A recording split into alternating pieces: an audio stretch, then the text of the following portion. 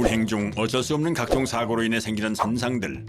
그중 수리 건수가 가장 많은 것은 단연 범퍼, 다음은 팬더, 문, 보닛 순이라고 합니다. 새 것으로 교환하는 것도 좋지만 교체하는 것의 반 가격이면 복원할 수 있기 때문에 경제적이라고 합니다. 이 차는 뒷 범퍼 부분이 심하게 움푹 들어가 있는데요. 그냥 펴부착해가지고 복원을 하는 겁니다. 딱 펴가지고 복원 작업을 위해 범퍼를 떼어내는 작업자. 작업 방법을 상의 중입니다. 열을 주라면 네가 열을 주고. 네. 어려운 작업이 되지 않을까 생각했는데 의외로 단순하게 찌그러진 부분에 열풍기로 열을 가합니다. 여기가 가장 먼저 많이 돼요.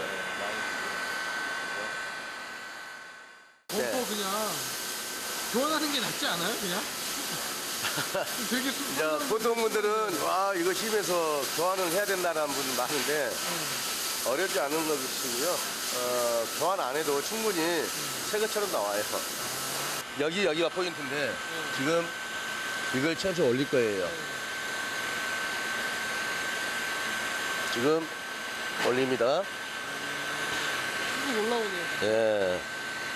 형태를 갖춰주는 거죠 이렇게. 열을 가해 부드러워진 범퍼를 안쪽으로 밀어주면 원래의 형태로 돌아옵니다. 굳이 사실 범퍼를 새 걸로 교환한다거나 그럴 필요는 없는 거죠. 낭비가 되겠죠. 들어가기만 하면 만약에 네. 이렇게 상처 안 나고 들어가기만 했다 그러면 그렇죠? 네. 찢어지거나 뭐 해도 사실 교환할 필요가 없어요. 순식간에 원래의 상태로 범퍼가 복원됐습니다. 새로운 SUV 한 대가 정비소로 들어옵니다. 어디가 문제인가 살펴보니 범퍼 앞쪽 부분이 사고로 인해 군데군데 찢어져 있는 것이 눈에 띕니다. 찢어진 상황이죠. 팍 찍히면서 여기까지 떨어집니다. 단순히 찌그러진 것도 아니고 칼집이 난 것처럼 찢어진 범퍼도 말끔하게 복원이 될 수 있을지 궁금한데요.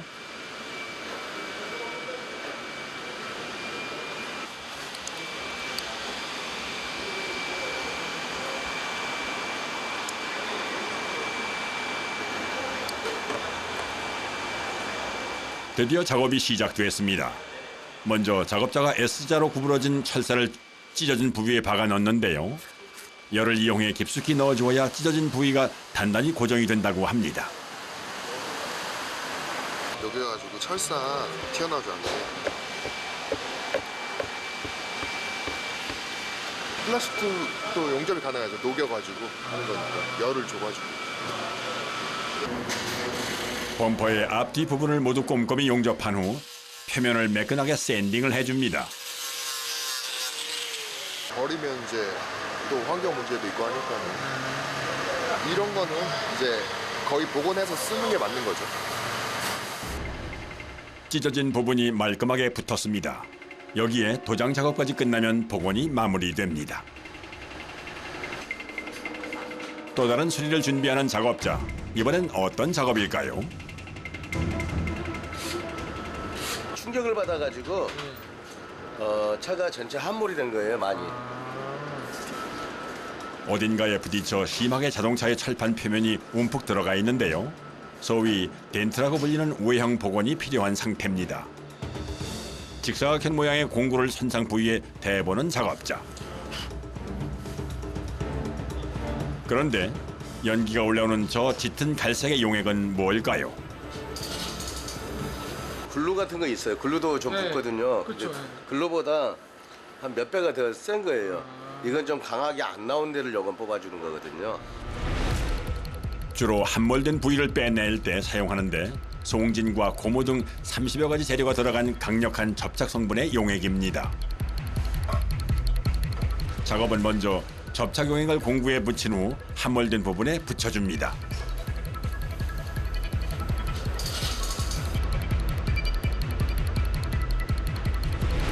다음 기다란 지지대를 공구에 단단히 고정하고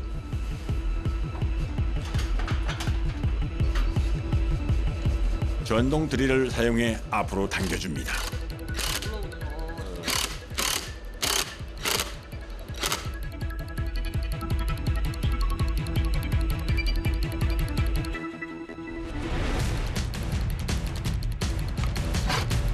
드릴을 돌리자 순식간에 철판이 제자리를 찾습니다. 쑥 나오네요 진짜. 이곳을 다 그냥 갈아내서 용접 스포트기로 한다면은 전체를 다 따내고 그곳이 어떻게 되냐면은 나중에 산화가 일어날 수 있어요. 차의 손상도 훨씬 덜 가고. 늦은 오후 또 다른 차 한 대가 정비소로 들어옵니다. 이번엔 어떤 수리가 필요한 차일까요?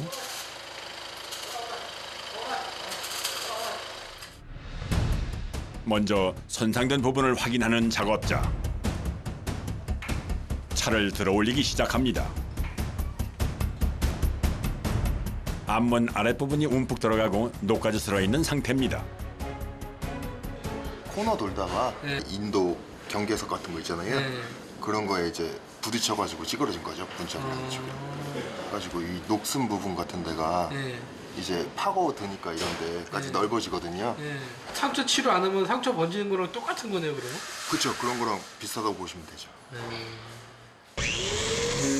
더 이상 부식되는 것을 막기 위해 녹슨 부위를 깨끗하게 벗겨낸 다음 본격적인 작업에 들어갑니다.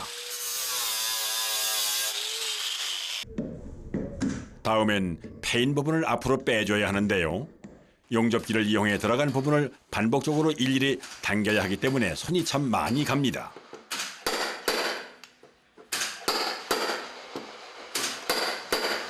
이게 마이너스 아스고요. 예. 이게 이제 플러스예요. 아. 그럼 이렇게 용접식으로 해갖고 철판도 달라붙는 거예요. 플러스와 마이너스 서로 다른 극이 만나 끌어당기는 성질을 이용해 철판을 당겨낸 후 망치로 끌어올린 부분을 평평하게 정리를 해줍니다.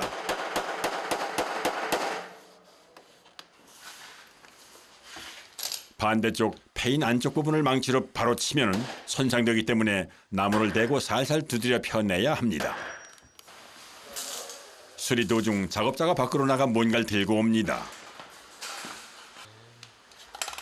차량 아래 뚫려있는 구멍으로 호스를 통해 하얀색 폼을 넣어주는데요. 어떤 작업을 하고 있는 걸까요? 방청 작업을 해주는 거예요. 이게 스포트기가 한번 들어가면요. 예. 여기 안에가 예. 녹이 쓸어요. 아. 녹이 쓸 가능성이 있으니까 녹을 안 쓸게 하려고 이걸 뿌려주는 거예요. 아, 안쪽에다가. 네. 판금 작업은 생각보다 여러 단계를 거쳐야 하는데요. 이번엔 또 다른 작업자가 다음 단계의 작업을 준비합니다. 본격적으로 모양을 잡는 과정, 샌딩을 통해 표면을 정리해 줍니다.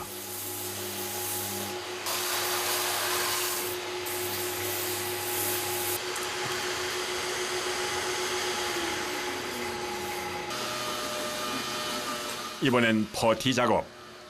퍼티는 빈틈을 메워 표면을 반듯하게 만들어주는 재료입니다. 이 퍼티가 굳으려면은 예. 경화제를 같이 섞어서 이제 발라야 그래야 말라요. 아, 마르는 것 때문에요? 경화제를 섞지 않으면 전혀 굳질 않기 때문에 꼭 함께 섞어 작업을 해야 합니다. 차에 바르기 전 다시 한번 골고루 섞어준 후 주걱으로 퍼티를 넉넉하게 펴 손상 부위에 발라줍니다. 자칫하면 철판과 분리될 수 있기 때문에 꼼꼼히 눌러가며 발라줘야 하는데요. 바르는 양이 상당히 많아 보입니다. 조금 더 넓게 네. 살을 올려주고 네. 바다가 이제 마르면은 네. 이제 거기서 이제 모양을 이제 맞춰가는 방법을 가야 되기 때문에 일부러 이제 두껍게 올려요. 요즘 같은 겨울철엔 상온에서 말리면 하루가 꼬박 걸리기 때문에 빨리 굳히기 위해 열 처리를 해줍니다. 이번엔 판금의 마무리 작업인 도장 작업입니다. 작업자가 손상 부위에 분무기로 뭔가를 뿌리고 닦아내는 작업을 반복적으로 하고 있습니다.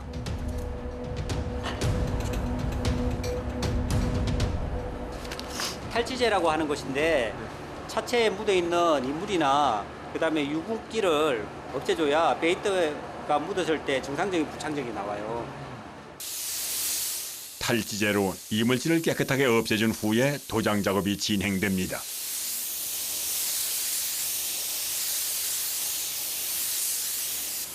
총 3번의 칠을 해야 하는데 마무리는 도료를 보호하고 광택을 올려주는 코팅제입니다. 지금 안 말랐거든요, 이건. 네. 이렇게 여기 만져서 이렇게 보면 여기 손에 보면 여기 다 묻어나잖아요. 아, 반짝반짝이는 거? 예. 도장 작업이 끝나고 작업자가 기계 하나를 도장실로 가지고 오는데요. LED UV 경화기입니다. 부스 안에서만 열 처리도 하게 돼 있어요. 밖에서는 안 되고. 근데 이 기계로 했을 때는 뭐 가스층이나 이런 게 생기지 않아요. 그래서 인체나 아니면 환경 쪽에도 유의합니다.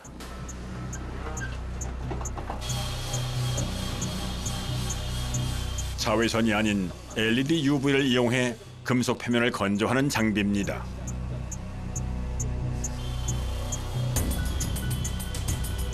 기존의 열을 이용해 건조할 경우 1시간 이상 걸렸던 것에 비해 10분이면 끝나기 때문에 비용이나 시간 면에서 훨씬 경제적입니다. 움푹 파이고 녹슬었던 부분이 말끔해졌습니다.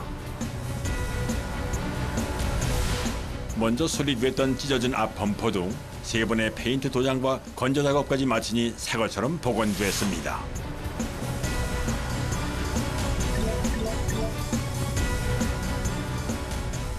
무조건 그냥 새 거 바꾸려고만 하지 마시고 좀 상처가 크게 나도 살리면 환경도 좋고 재활용을 할 수 있어서 또 환경에 더 좋은 거죠.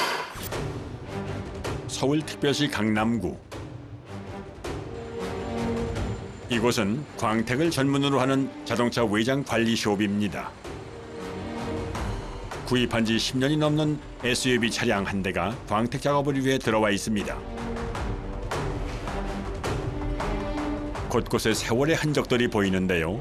과연 광택으로 노후차가 바뀔 수 있을까요?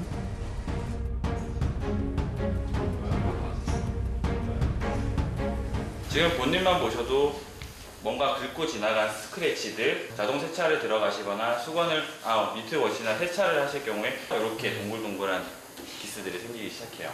이 기스들 사이로 이제 오염들이 들어가면서 점점 광도가 탁해지는 현상들이 생겨요. 그래서 이런 기스들 다 지워내고 매끈한 상태에서 광도를 올리는 작업을 할 겁니다. 광택의 기본은 세차. 그런데 세차 시 유의할 점이 있다고 합니다. 물기를 제거하기 위해서 마른 수건으로도 많이 닦으시는데 마른 수건으로 닦으시면 결국에는 스크래치, 기스가 만들어지고 촉촉하게 적신 다음에 꾹 짜서 젖어 있는 상태, 얼굴에 볼에 갖다 댔을 때 이 정도면 축축하다, 이 정도까지로 수건을 쓰시면 제일 좋아요. 1차 물 세차가 끝나면 2차 거품 세차가 진행되는데요. 차량 외부엔 쫀쫀한 거품을 빈틈없이 뿌려줍니다.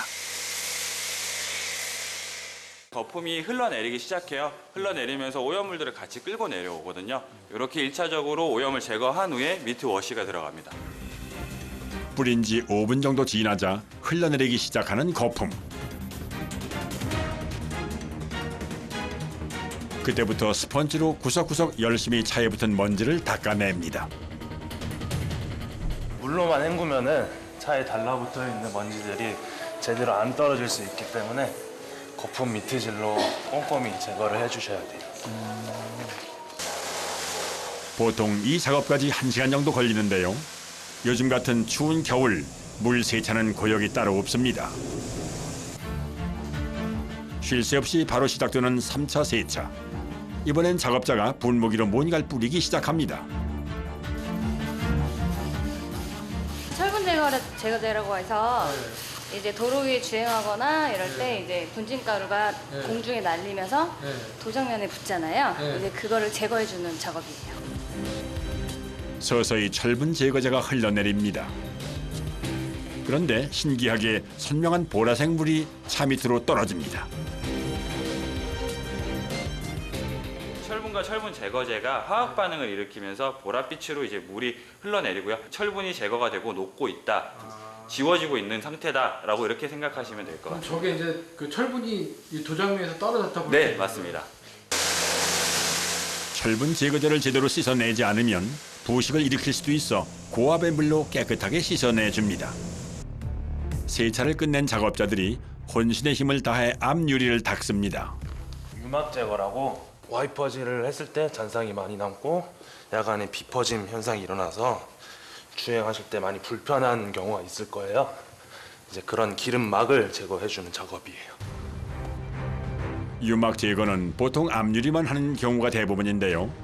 옆과 뒷유리도 모두 해줘야 시야 확보가 잘 된다고 합니다. 유막 제거 후 필수로 함께 해줘야 하는 작업이 있는데 바로 발수 코팅입니다. 발수 코팅을 해줘야 유막 제거 효과가 오래 지속된다고 하는군요. 깨끗해진 유리 표면에 이제 코팅을 해주는 거고요. 물 방울들이 맺힌 것들이 바람을 타고 뒤로 흘러나가게 돼요. 그렇게 되면 와이퍼 작동도 많이 안 하셔도 되고 비가 많이 오더라도 시야 확보가 잘 되고요. 네. 쭉 흘러내리네요. 네.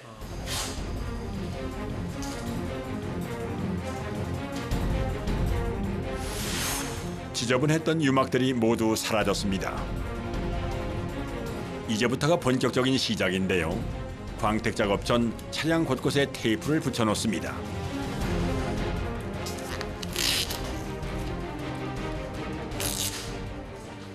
광택을 하기 위해서는 이런 원형 패드를 사용을 하게 되는데요.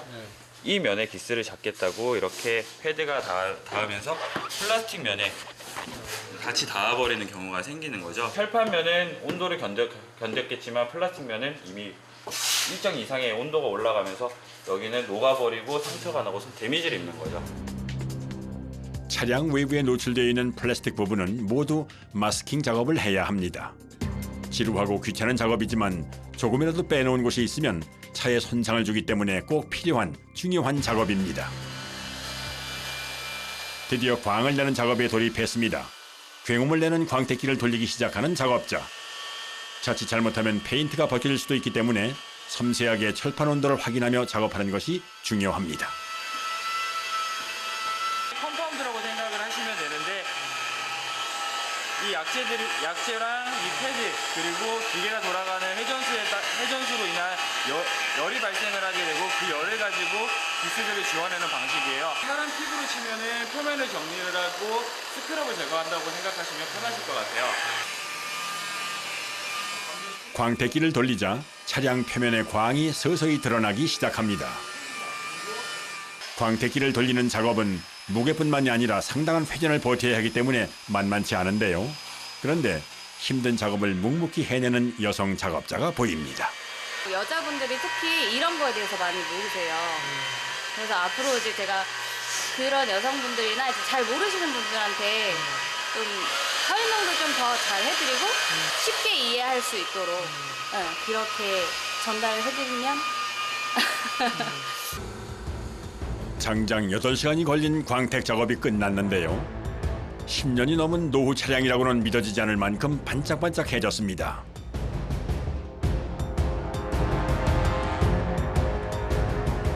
벌써 옆방엔 새로운 차가 들어와 대기 중인데요. 이번엔 먼저 매트 청소를 하려고 합니다. 스팀을 쏘기 시작하는 작업자. 매트는 물 세탁보다 스팀으로 청소하는 것이 훨씬 깨끗해진다는군요. 이번엔 매트 아래서 스팀을 쏘는데요. 갑자기 엄청난 양의 흙먼지가 위로 솟구칩니다. 진동에 인해서 숨어있던 게 올라오는 거죠. 셀프 세차장에 가면요 매트 빨래기가 있어요. 네.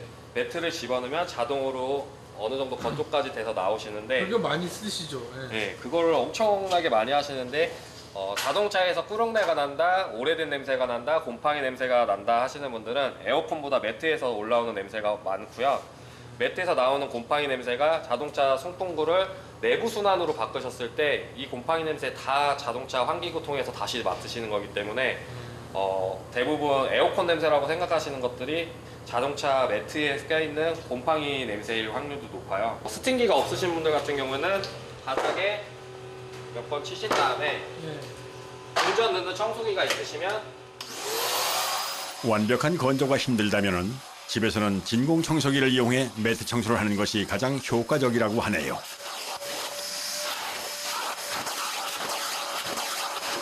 이런 식으로 작업하시는 게 제일 좋습니다. 그냥 털어주고 청소기로 훑어내는 거예요? 네, 스팀기가 없다면 이 물빨래 절대 하시면 안 되고요. 이번엔 구입한 지 무려 17년 된 승용차의 헤드램프를 복원하는 작업을 준비 중입니다. 오래된 차들 헤드램프가 많이 삭아가지고 불이 들어와도 뭐 밝지 않고 많이 하기 때문에 램프를 최대한 그 조명이 들어왔을 때 밝기를 밝게 하기 위해서 램프 복원을 한번 해보려고 합니다. 한눈에 보기에도 심각한 상태인데요. 헤드램프 복원은 집에서도 쉽게 할 수 있다고 해 자세한 방법을 알아보기로 했습니다. 마스킹을 끝낸 후 제일 먼저 해야 하는 것은 지저분한 헤드라이트 표면을 깨끗하게 정리해주는 사포 작업입니다. 물 사포질을 마친 후엔 보건제가 스며들어야 하기 때문에 물기는 깨끗하게 닦아줘야 합니다. 800방 정도로 시작하시고 램프가 많이 깨끗한 상태인데 흠집이 조금 있다고 하시면은 1000방 이상으로 작업하시는 게 훨씬 낫습니다. 이렇게 사포를 구입하시면 뭐 낱개로도 온라인상에 팔고 있고 한데 이런 식으로 다 써 있어요. 이런 사포는 쓰시면 안 돼요. 빼빠 사포라고 하는데 나무 갈거나 할 때 쓰는 사포는 절대 쓰시면 안 되고요. 헤드램프가 탁해지면 야간 주행 시 시야 확보가 어려워 안전 때문에라도 꼭 해야 하는 작업입니다. 아지랑이가 피어오르면요. 살짝 보건제를 뿌리자 순식간에 밝아지는 헤드램프. 마치 마법과 같습니다.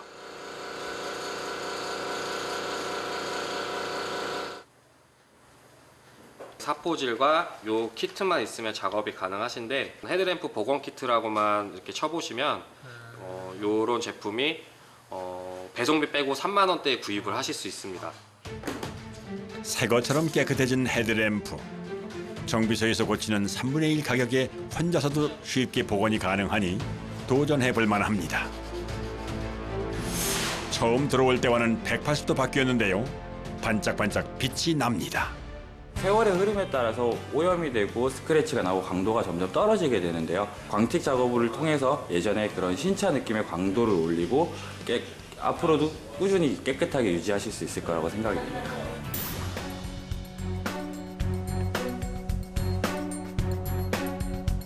인천광역시 남동구의 한 자동차 개조숍. 이곳은 고객의 요구에 맞춰 자동차의 실내 개조를 진행하는 전문 작업장입니다. 외부 작업 없는데 이제 이 차량 주위로 이제 사람이 이제 왔다 갔다 하다 보면은 혹시나 모르는 스크래치가 발생할 수 있기 때문에. 그럼 먼저 오늘 진행되는 자동차 실내 개조가 어떤 부분인지 살펴볼까요? 이게 처음 이제 출고됐을 당시에 나왔던 상태고요. 지금 여기 레일이 지금 이렇게 앞에 있는데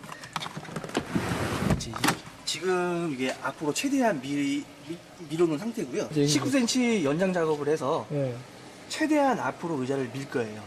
그러면은 이 2열 끝에 공간과 이 끝에부터 트렁크 공간까지 약 한 195cm 정도의 공간이 나옵니다. 좌석의 공간을 넓히기 위해 레일 연장 작업이 진행된다고 합니다. 지금 여기 보시면은 맨 끝 사열이 이제 그 카니발의 바닥 밑으로 들어가 있는데 사실 이거를 이제 사용하기에는 공간이 너무 좁아서 너무 불편합니다. 그래서 이런 이제 시트를 띄어내고 뭐 트렁크 수납함을 넣어서 사용할 수도 있는데요. 그건 별도로 이제 시트를 탈착을 하기 때문에 구조 변경이나 인승 변경을 꼭 해야지만 가능한 작업이에요. 그래서 뭐 그렇게 뭐 필요하신 분들은 그런 거 요청하셔서 저희가 이제 구조 변경 신청을 해드리고. 시트를 뜯어내고 싶어하는 분들도 계시는데 원칙적으로 그건 안 되는 거죠? 원칙적으로는 안 되죠. 불법입니다. 그래서 꼭 시트를 띄어내신 분들은 이제 인승 변경을 꼭 하셔야지만 이제 합법적으로 이제 이용하시는 거라고 보면 될 것 같습니다. 레일 연장은 주로 장시간 이동을 하거나 차에서 편하게 휴식을 취하고 싶은 사람들이 많이 개조를 한다고 합니다. 레일을 새로 설치하기 위해선 먼저 자동차 내부의 구조물을 모두 탈거해야 하는데요. 의자부터 시작해 바닥 매트까지 조심스럽게 빼낸 후 레일까지 제거를 해줍니다.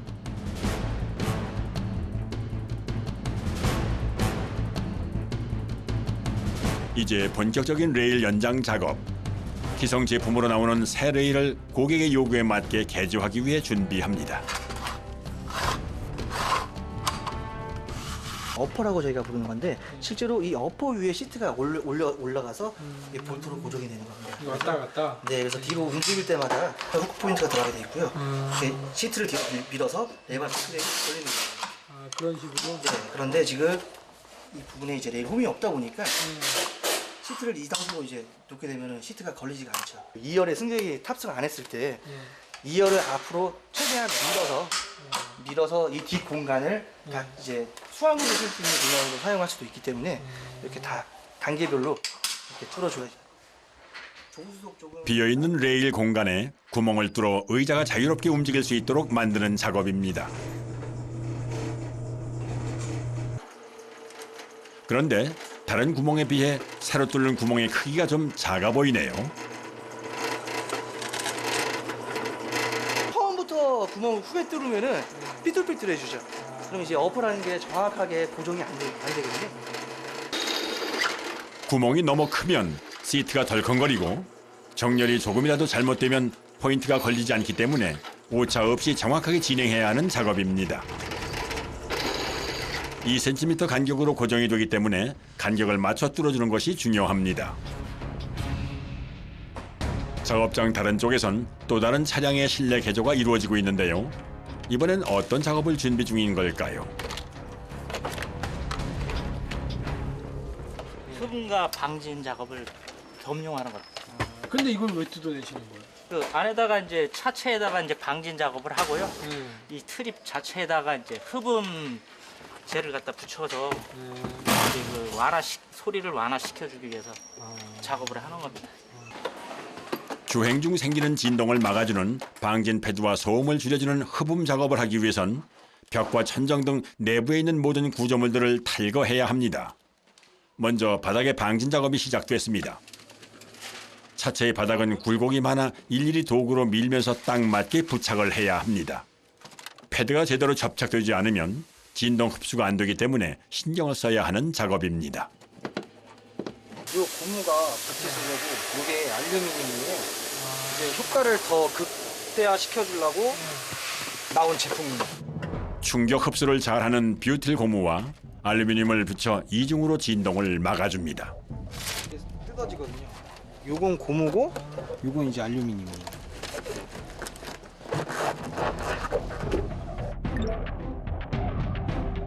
고무에서 한번 잡아주고 알루미늄으로 한번 더 잡아주는. 그러니까 진동으로 인한 소음이 발생되는 것을 잡아주기 위한 제품입니다. 방진 패드를 까는 것은 좁은 차 안에서 허리 한 번 못 펴고 4명이 꼬박 4시간 이상을 일해야 하는 고된 작업입니다. 이렇게 내부 개조 작업 중 가장 시간이 많이 걸리는 방진 작업이 마무리됐습니다. 출고 일정을 맞추기 위해 바로 다음 작업이 진행되는데요. 작업자가 하얀색 패드를 플라스틱 내장재에 붙이고 있습니다.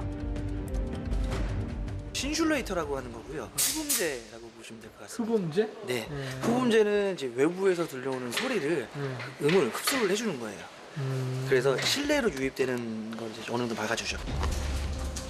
가벼운 부직포 소재의 패드로 보통 플라스틱으로 제작된 내장재에 붙여 소음을 막는 역할을 합니다. 그런데 흡음재를 붙이는 도구가 예사롭지 않아 보이는데요. 잠깐 눌렀다 뗐을 뿐인데 딱하니 붙는 모습이 신기하네요. 초음파 기계인데요. 열이 순간 전달이 돼요. 그래서 플라스틱이 살짝 녹으면서 얘가 간단하게 이렇게. 차량용 플라스틱 제품들은 접착제가 잘 붙질 않아 보통 초음파로 순간 열을 가해 녹여 붙이는 방식을 많이 사용한다고 합니다. 이번엔 작업자가 좌석 등받이 프레임을 들고 이동을 하는데요. 어떤 작업을 하려는 걸까요? 7인승이 니클 라인이 어느 정도 되다가 걸려요. 그럼 이제 더 눕기 위해서 요거를 좀 잘라주면 이 시트 등받이가 더 뒤로 눕기 위한 작업이에요. 등받이 조절 각도기에 달려있는 쇠를 잘라주기만 하면 의자를 침대처럼 눕혀 편안하게 사용할 수 있다고 합니다.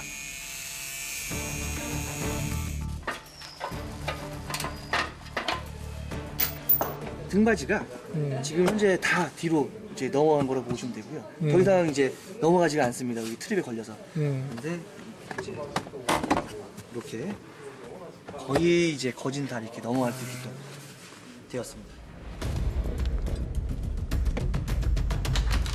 좌석은 편안한 이동을 위한 중요한 요소인데요. 그래서 다양한 방법의 내부 개조들이 이루어진다고 합니다.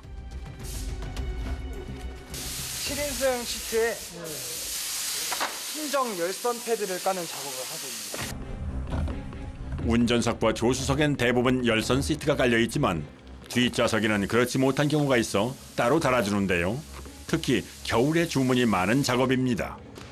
여기 보시면 LH 다 이게 적혀 있거든요. 순정 부품이어가지고 보면 RH 왼쪽 오른쪽.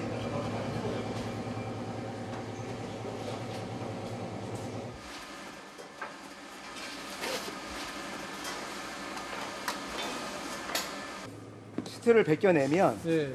이 안에 이제 열선이 안 들어있기 때문에 예. 저희가 이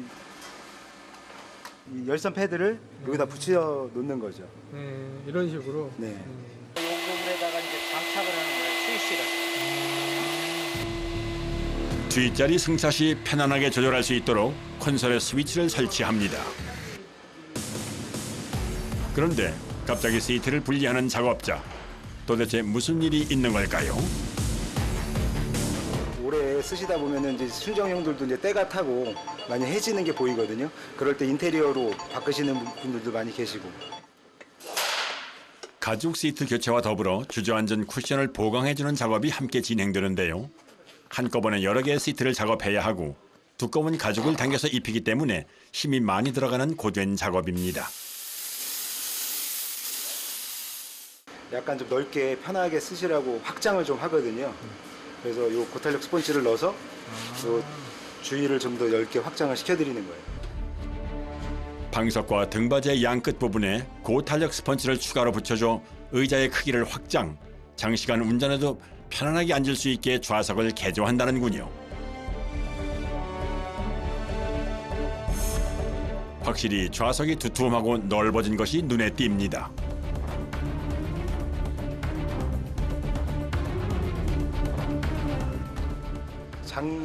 장시간 운행을 할 때 피로감을 좀 많이 덜어주는 거죠.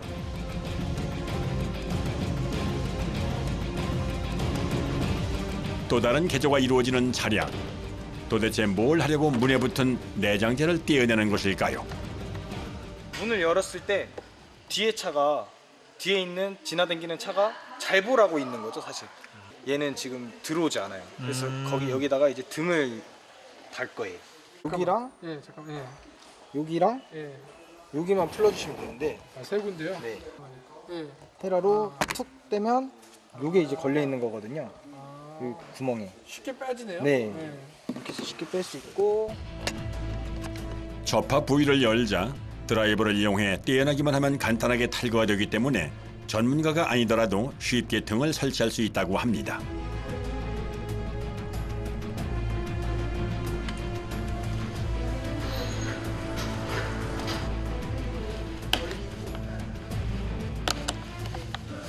진짜 아무것도 없네요. 네, 아무것도 없는. 복잡한 전기 배선 없이 등을 끼워 넣기만 하면 되는 비교적 간단한 작업입니다. 그래서 굳이 정비소에 오지 않고 셀프로 하는 사람들이 많다고 하는군요. 등을 달지 않으면 야간 정차 시 안전상의 문제가 생길 수도 있기 때문에 달아주는 것이 좋다고 하네요.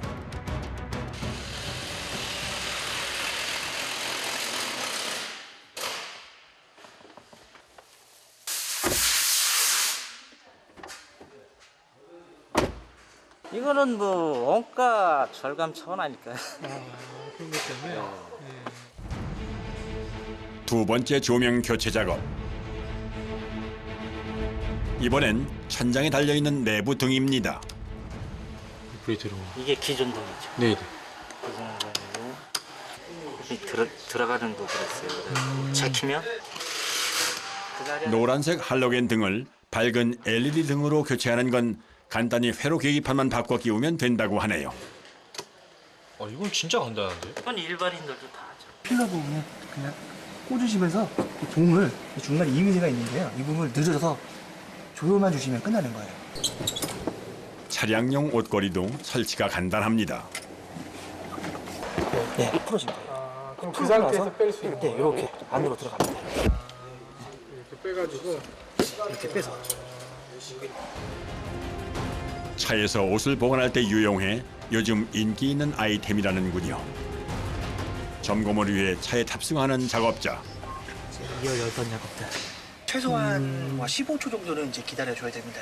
제끼면요, 레일 끝이 나오는데요. 여기까지. 여기 앞에까지 간 거예요? 네, 앞에까지 이렇게 밀면은 이제. 네, 여기까지. 그러면은 여기서부터 저 트렁크 공간까지 한 190 정도가 나와요. 그러면은 제가 한번 누워보겠습니다. 여기가 몇 센치죠? 지금 한 195 정도 나오고요.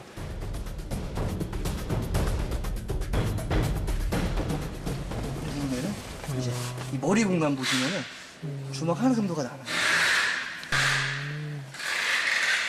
네, 성인 2분 정도는 충분하다고 보시면 될 것 같아요.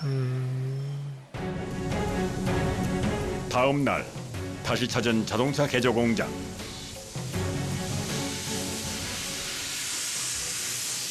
어제 방진 패드와 흡음재 설치 작업을 끝낸 차량에 오늘은 바닥재를 까는 작업이 진행 중입니다. 제일 많이 개조하는 부분 중에 하나인데요. 바닥을 울퉁불퉁하지 않고 평평하게 만드는 것은 물론 내구성을 주기 위해 먼저 철판을 깔고 그 위에 장판을 올립니다. 차의 바닥은 굴곡이 많기 때문에 좌석 열별로 장판을 잘라서 작업을 해야 하는데요. 매끈하게 까는 것이 쉽지 않아 차 한 대 작업하는데 꼬박 1시간 이상이 걸린다는군요.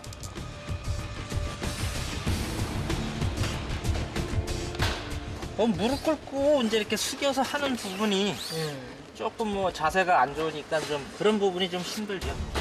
그런데 장판을 설치하는 이유가 있나요? 내구성이 상당히 우수해요. 그래서 별도의 매트 같은 거를 깔지 않아도 사용할 수가 있어요. 뭐 물고리로 그냥 닦아만 내주시면은 청소가 깔끔하게 되죠. 카펫은 음료수를 엎지르거나 음식물이 떨어졌을 때 청소가 쉽지 않은 단점이 있는데요. 반면에 장판은 물걸레 청소가 가능해 아이들과 함께 사용하는 가정용 차량에 많이 설치한다고 합니다. 완성이 되면 이제 보기가 좋을 거라고요.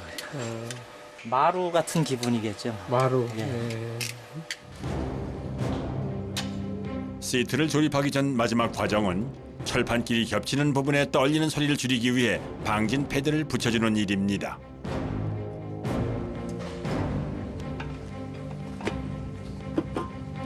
이 시트를 이 뒤로 12cm 이동시켜주는 역할을 하는 브라켓이에요. 이 브라켓을 설치를 하고 그 위에 이제 이거를 그 12cm 위쪽에 장착을 할 거예요. 이 부분이 원래는 여기 이 자리에 와야 되는 건데 지금 이 브라켓을 장착함으로써 이렇게 장착이 돼서 12cm가 들어가는 거예요.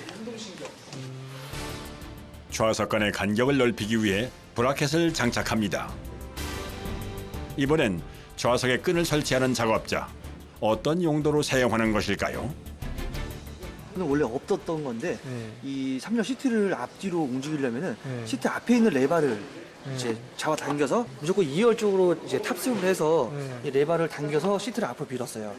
불편했는데 이제는 그럴 필요 없이 트렁크 쪽에서 바로 이 끈을 잡아당겨서 시트를 안으로 밀 수가 있습니다. 좌석에 끈을 설치하면 뒤에서도 의자 위치를 조정할 수 있어 굉장히 편리하다네요. 이제 탈거했던 내장재와 좌석을 다시 설치하는 일만 남았는데요. 여러 명이 함께 작업을 하니 일사천리로 빠르게 끝이 났습니다. 이 끈을 당겨서 시트를 앞으로 밀 수가 있죠.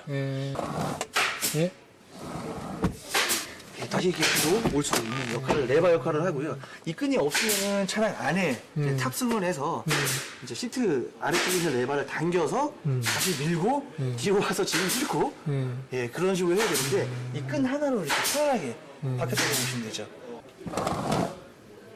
당기고 주먹 이거 하나 정도가 남는다고 보시면 되죠. 12cm 정도의 공간이 추가적으로 생겼다고 보시면 되죠. 이 2열 등받이에 닿아 있는데요. 최대한 뒤로 밀면은 이 정도 공간이 남죠.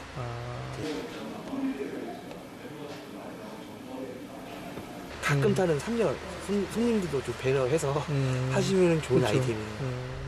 레일 개조와 시트 교체 등으로 처음 모습은 찾아볼 수 없을 만큼 변신했습니다. 차량용 공기정전기도 설치했는데요. 미세먼지가 늘면서 설치하는 사람들이 많아졌다고 하네요. 교체형 공기청정기를 제가 설치를 해드렸어요. 다른 이제 공기청정기 같은 경우는 지금 보시면은 이렇게 되어 있잖아요. 이런 제품인데 이거 같은 경우는 조금 이제 헤파 필터 대용량의 필터가 들어가고 그리고 디퓨저 기능까지 들어가 있고요. 콘솔 팔걸이 쪽에 설치. 따로 자리를 차지하지 않는 것이 장점입니다. 그럼 지금 이게 보시는 네모난 삼각형이 이제 햇발 필터고 이제 조그마한 게 이제 디퓨저예요. 사용하는 사람의 편의에 맞춰 개조된 내장재들이 곳곳에 설치됐습니다.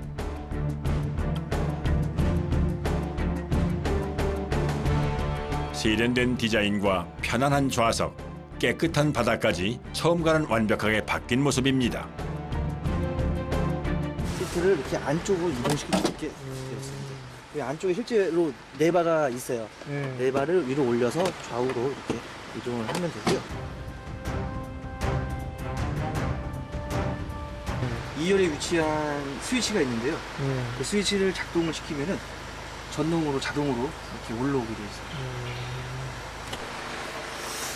이렇게 장거리 여행 시 이렇게 편안한 자세로 가면은 긴 여행도 굉장히 이제 편안하게 갈 수 있죠.